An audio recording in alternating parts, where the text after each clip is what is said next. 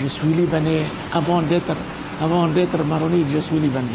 C'est en tant que Libanais en exil que l'ancien commandant en chef des forces libanaises pro-israéliennes revient sur une campagne présidentielle française qui, selon lui, n'a pas fait de la politique étrangère une clé de ce scrutin. Il y a beaucoup de changements au monde maintenant, surtout au Proche-Orient. Il y a beaucoup de changements. Il faut être réaliste.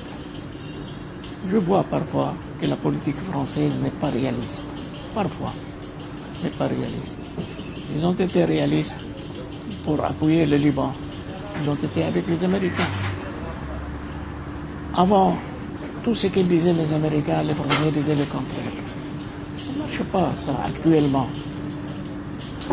Ils se comportent comme grande puissance.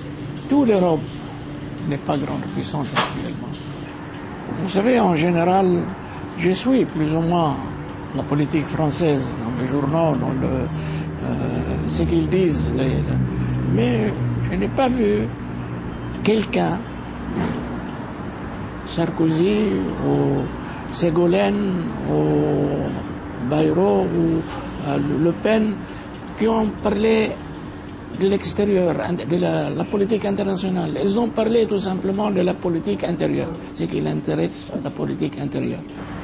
En général, on ne peut pas faire de la politique si on n'est pas économiquement et militairement fort.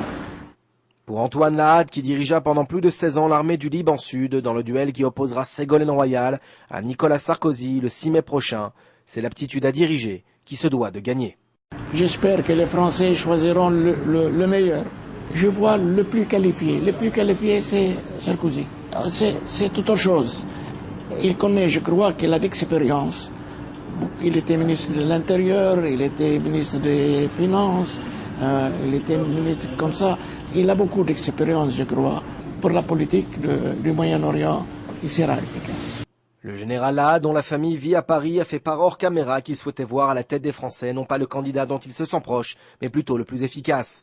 Et si selon lui il s'agit de Nicolas Sarkozy, seuls les Français seront à même de décider.